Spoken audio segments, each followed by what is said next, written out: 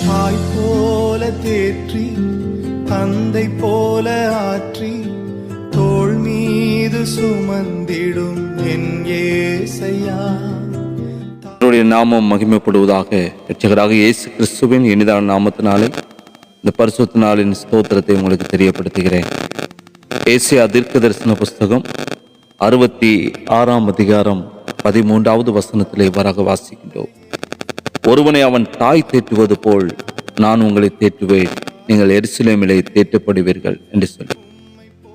கிறிஸ்துவுக்குள் அன்பான தேவனுடைய பிள்ளைகளை, வாசித்து கேட்ட இந்த வேத வசனமானது பரிசுத்த வேதாகமத்தில் காணப்படுகின்றதான மிகவும் உருக்கமான அன்பான ஒருவரை தேற்றுகிறதான ஒரு வார்த்தையாய் காணப்படுகிறது.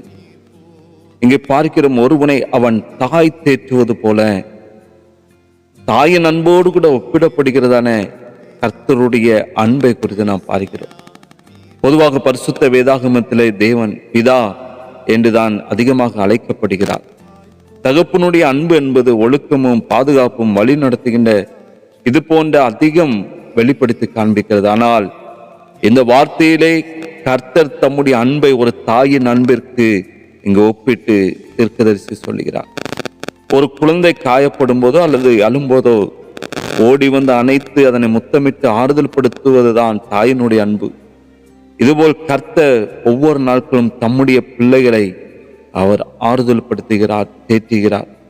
மனிதர்களுடைய மிகவும் உயர்ந்த சுயநலமற்ற அன்பாக கருதப்படுகிறதான அந்த தாயின் அன்பை காட்டிலும் மேலான அன்போடு கூட தேவன் நம்மை ஒவ்வொரு நாட்களும் தேற்றுகிறார் என்று இந்த வேதவசனம் நம்மை காட்டுகிறது. அது மாத்திரமல்ல, இது ஒரு நிபந்தனையற்ற ஒரு ஆறுதலாய் காணப்படும். ஒருவனை அவன் தாய் தேற்றுவது போல் என்று பார்க்கிறோம். இங்கு எந்த விதமான பாகுபாடுமே இல்லாமல் குழந்தை தவறு செய்திருந்தாலும் அது துன்பப்படுகிறதான பொழுது தாய் அதை தள்ளிவிட மாட்டாள்.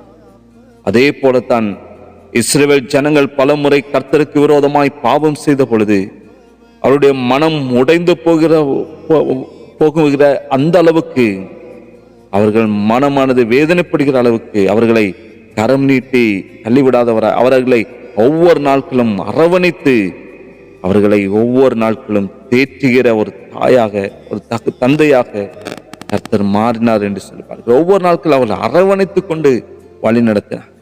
அது மாத்திரமல்ல, இந்த வேத வசனத்திலே பார்க்கிறோம், நீங்கள் எருசலேமிலே தேற்றப்படுவீர்கள். தீர்க்க தரிசன ஒரு பின்னணியாய் இது காணப்படுகிறது. இந்த வார்த்தை எழுதப்பட்ட காலத்திலே இஸ்ரவேல் ஜனங்கள் பாபிலோனிய அடிமைத்தனத்தால் தங்களுடைய சொந்த தேசத்தையும் எருசலேம் ஆலயத்தையும் இழந்து மிகவும் பரிதபித்தவர்களாய் தவித்துக் கொண்டிருந்த ஒரு சூழ்நிலை.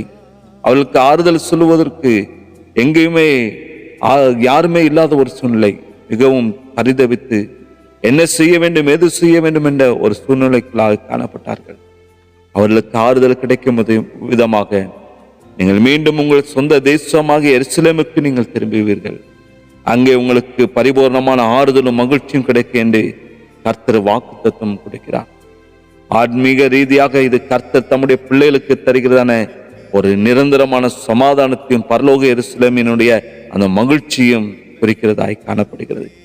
மிகவும் நாம் இந்த வார்த்தையிலிருந்து நம்முடைய வாழ்க்கையில் நாம் கற்றுக்கொள்ளுகின்ற காரியம் என்னவென்றால், நம்முடைய வாழ்க்கையில மனிதர்கள் அவர்கள் தருகிறதான ஆறுதலோ அது தற்காலிகமானதாய் காணப்படலாம். ஆனால் கர்த்தர் நம்மை ஒரு தாயை போல தேற்றி நம்மை கவனித்து நம்முடைய வாழ்க்கையில உண்டாகிறதான எல்லா விதமான துக்கங்களையும் கவலைகளையும் கண்ணீரையும் வாழ்க்கையில என்னென்ன பிரச்சனைகள் காணப்படுகின்ற சகலவற்றையும் ஒரு முற்றிலுமாக மாற்றி ஒரு தெய்வீக அமைதியை நம்முடைய வாழ்க்கையில தந்து சமாதானத்தின் பாதையில, நீதியின் பாதையில, தெய்வீக பாதையில வழி நடத்துகிற ஒரு தகப்பனாய் காணப்படுகிறார்.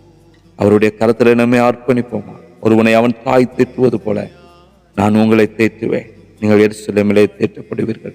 ஒவ்வொரு நாட்களும் நம்மை தேற்றுகிற ஒரு தகப்பன் நம்மோடு கூட இருக்கிறார். அவருடைய கரத்துல உங்களை அர்ப்பணிங்கள். உங்களுக்கு வாழ்க்கையில என்ன காரியங்களா இருந்தாலும் அவர் தேற்றி உங்களை ஆறுதல்படுத்தி சமாதானத்தின் பாதையில உங்களை வழி நடத்துவார். செபிக்கலாமா? நேசிக்கிற அன்பின் நல்ல பிதாவே, ஆசீர்வதிக்கப்பட்ட இந்த காலை வேலைக்கு நன்றி செலுத்துகிறேன். ஆண்டவரே, இந்த பரிசுத்த நாளும் இந்த வார்த்தையின் மூலமான எங்களோடு கூட பேசுனீங்களே, மக்கள் நன்றியப்பா. ஒருவனை அவன் தாய் தேற்றுவது போல நான் உங்களை தேற்றுவேன் என்று சொல்லி நீங்க பேசுனீங்களே.